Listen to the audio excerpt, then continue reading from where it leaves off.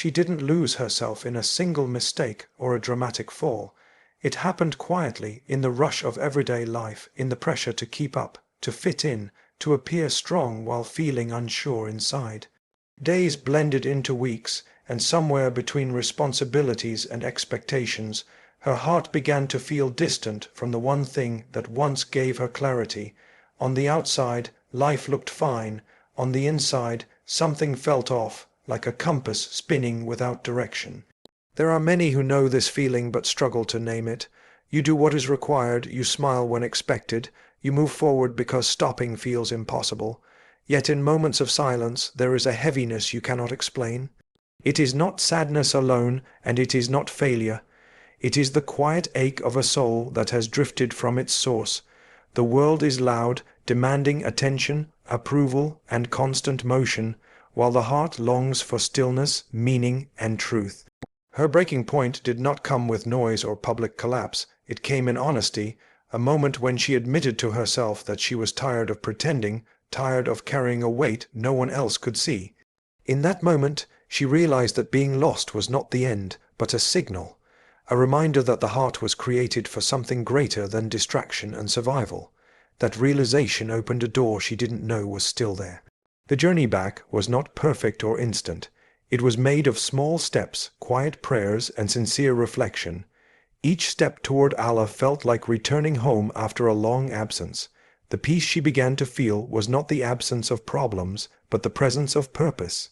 Her heart started to heal, not because life became easy, but because her soul was finally aligned with what it was always searching for. This is not just a story. It is a mirror for anyone who feels lost, disconnected, or spiritually tired. No matter how far you think you've gone, the path back is always open. Turn inward, slow down, listen to your heart, because the moment you turn back to Allah is the moment you begin to find yourself again. She did not wake up one day and decide to walk away from who she was. The drift happened slowly, almost gently, disguised as growth, responsibility, and survival. Life became busy, then busier, and faith quietly moved from the center to the background. What once shaped her choices became something she fit in when time allowed. At first it didn't feel like loss. It felt normal. It felt like maturity. She told herself that everyone goes through this phase, that belief would still be there when life settled down. Days were filled with routines that demanded energy but offered little meaning. She learned how to function on autopilot, completing tasks, meeting expectations, and fulfilling roles without questioning whether her heart was still present. The practices that once grounded her began to feel distant, almost unfamiliar. Reflection was replaced by distraction. Stillness was replaced by noise. Without realizing it, she stopped listening inwardly and started measuring her worth by productivity and approval. The drift was silent, which made it dangerous. There was no alarm, no warning sign, no dramatic moment to force awareness. From the outside, she looked stable, even successful. From the inside, something felt unsettled, like a quiet unease that followed her through the day. She felt it most in moments of pause, when the noise faded and the unanswered questions surfaced. Who am I becoming? What am I living for? Why does my heart feel heavy even when life looks fine? Faith was not rejected, it was postponed. She assumed distance did not matter as long as belief remained in the mind. But faith is not only thought, it is connection. Without nurturing that connection, the heart weakens. Over time, she noticed a change in her reactions. Patience wore thin, gratitude faded quickly. The peace she once carried was replaced by restlessness. She began reacting to life instead of moving through it with intention. Identity slowly shifted. Instead of seeing herself through purpose, she saw herself through performance. Success became a shield, keeping deeper questions at bay, but achievements could not silence the inner pull. The soul continued to whisper, reminding her of what had been left behind. She ignored it at first, thinking the feeling would pass. But neglect has a cost. The longer the heart is disconnected, the louder the emptiness becomes. This drift did not happen because she lacked belief. It happened because belief was no longer practiced. The world offered constant demands, and she responded without pause. Faith requires presence, and presence requires intentionality. Without it, even the strongest foundations can weaken. She found herself longing for something she could not fully name, sensing that the clarity she once had was slipping further away. The most painful part of the drift was not guilt, but confusion. She could not understand why she felt distant from herself. She had not changed her values intentionally, yet her life no longer reflected them. The alignment was gone. What she believed and how she lived no longer matched. This inner conflict created exhaustion that sleep could not fix. She felt like a stranger to her own heart, moving through life without the anchor that once gave her direction. The silent drift away from identity and faith is subtle, but its effects are deep. It leaves the soul searching, unsettled, and weary. It teaches that loss does not always come through rebellion or rejection. Sometimes it comes through neglect, through forgetting to return, through assuming that what matters most can wait. And when faith is placed on hold, the heart begins to wander, not because it wants to be lost, but because it was created to stay connected. The emptiness did not appear because her life was falling apart. It appeared because everything looked fine while her heart felt distant. On the surface, she was doing what was expected. She woke up, fulfilled responsibilities, spoke to people, smiled when required, and moved through her days without major disruption. Nothing was obviously wrong, which made the inner hollowness even harder to explain. How could someone with stability, routine, and opportunity feel so unfulfilled? She tried to ignore it at first, telling herself it was just fatigue or stress. Everyone gets tired, everyone feels low sometimes. She assumed the feeling would pass if she stayed busy enough, so she filled her time, crowded her schedule, and surrounded herself with noise. But the more she distracted herself, the louder the emptiness became. It was not the kind of emptiness that comes from loneliness or loss, but the kind that comes from disconnection, from being out of alignment with what truly gives life meaning. What made it more confusing was that the emptiness had no clear source. There was no single event to blame, no obvious wound to point to. It lived quietly beneath the surface, showing up in moments of stillness, late at night, or early in the morning when the world had not yet demanded anything from her. In those moments, she felt a strange heaviness, a sense that something essential was missing, even though she could not name what it was. She watched others chase fulfillment in the same way she had. More success, more recognition, more experiences. The world promised happiness in achievements and possessions, in admiration and control. She followed that script, hoping the next milestone would finally bring peace. Each accomplishment brought a brief sense of relief, but it faded quickly, leaving her searching again. The emptiness was patient. It waited quietly, untouched by progress or praise. There was also guilt attached to the feeling. She questioned herself for feeling dissatisfied when life seemed comfortable. She told herself to be grateful, to stop overthinking, to appreciate what she had. But gratitude alone could not fill what was missing. Appreciation does not replace purpose. Comfort does not replace connection.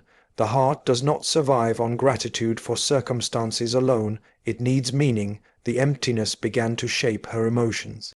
Joy became short-lived. Contentment felt fragile. Even good moments carried an undercurrent of restlessness. She laughed, but the laughter felt shallow. She rested, but the rest did not restore her. She spoke to others, but felt unseen.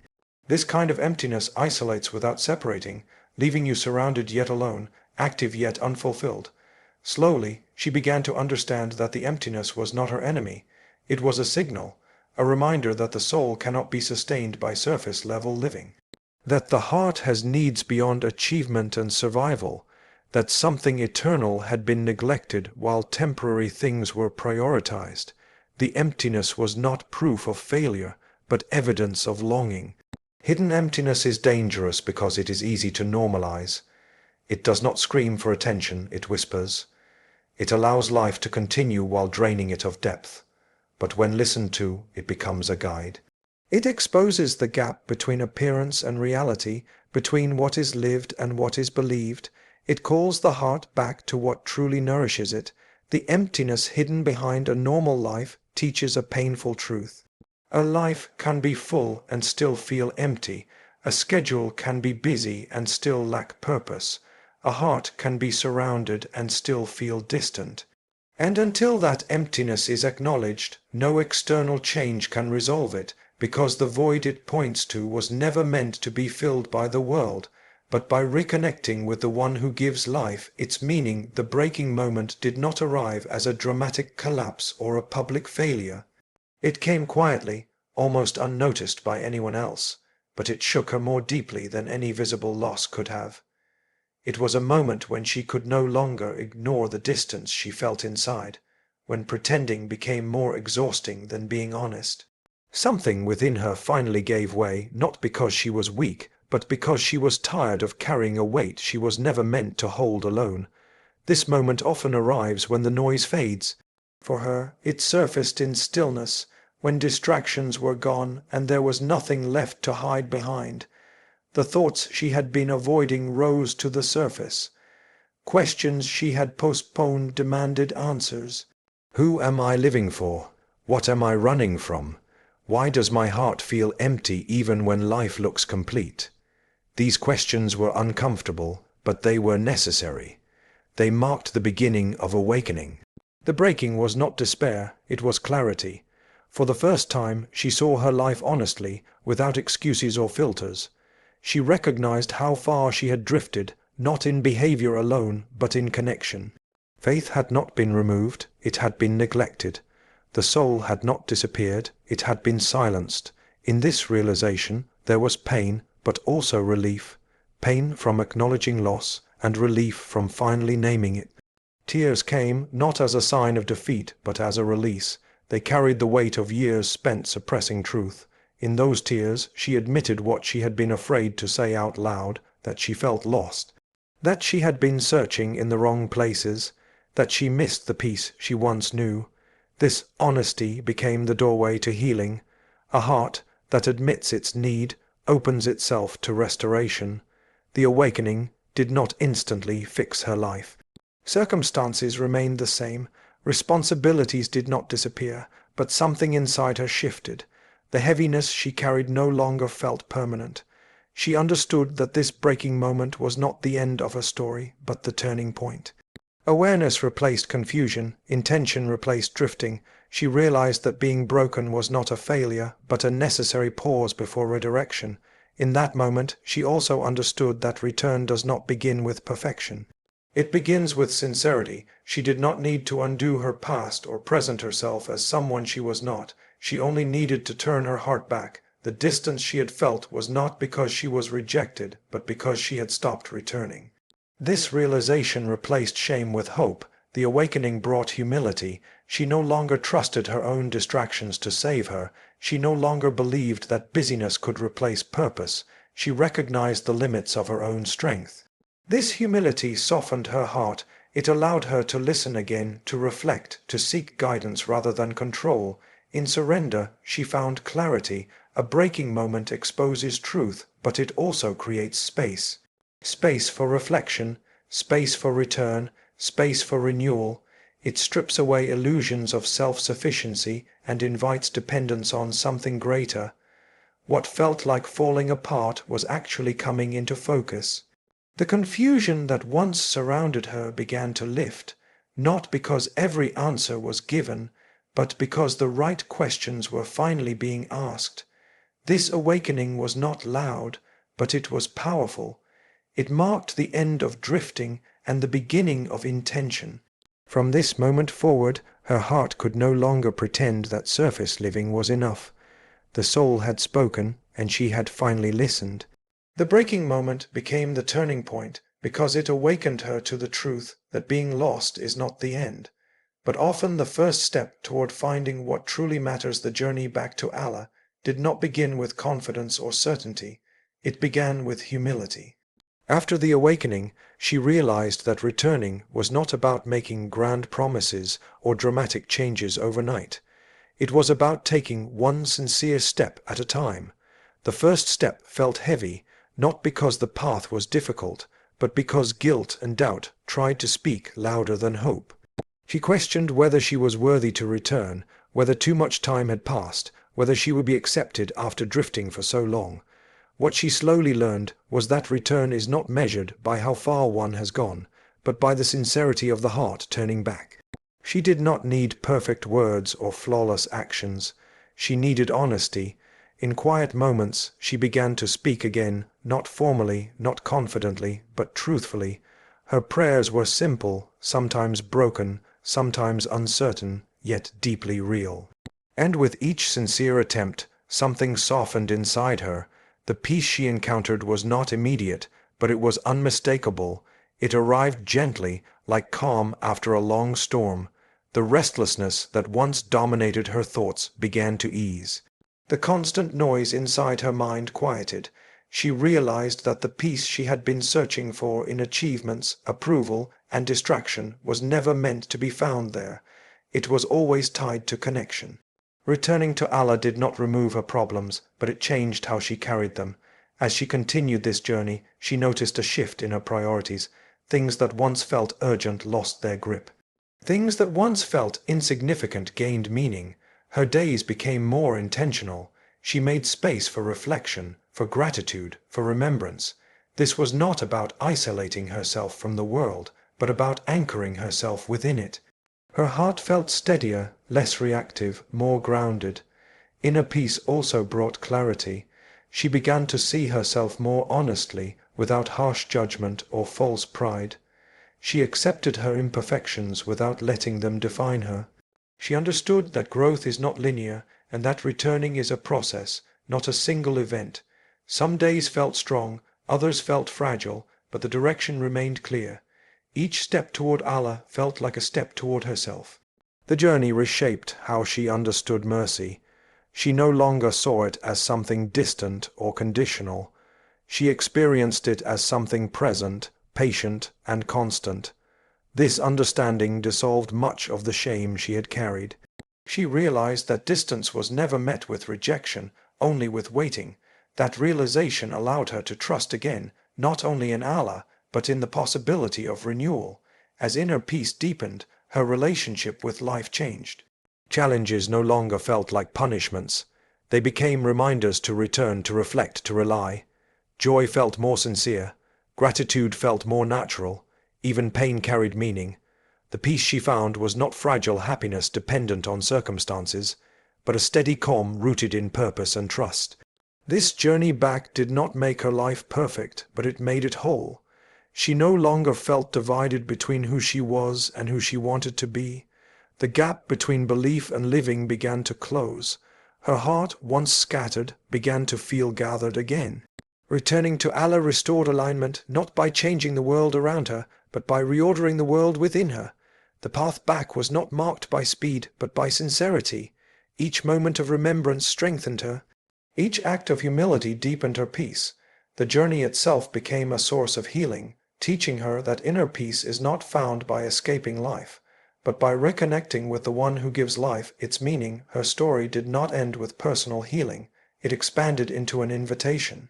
As her heart settled into peace and alignment, she became aware that this journey was not meant to remain private, not because she was suddenly an example of perfection, but because her honesty had the power to awaken others. She realized that many people around her were carrying the same silent weight, living with the same hidden emptiness and assuming they were alone in it. The invitation was not spoken loudly or forcefully. It was carried in how she lived, in the way she listened with patience, in the way she responded with humility instead of defensiveness, in the way her presence felt calm rather than rushed. Without trying to convince anyone, she reflected something different. People noticed a steadiness in her that had not been there before. They sensed a peace that did not depend on circumstances. Her life became a quiet call to pause, reflect, and return. She understood that every heart searches, even if it searches in different places. Some search through success, others through relationships, others through constant movement, but the longing beneath those searches is the same. It is a longing for meaning, for belonging, for something unshakable. Her journey taught her that this longing is not a flaw. It is a sign that the soul remembers what it was created for. This realization shaped the invitation she carried.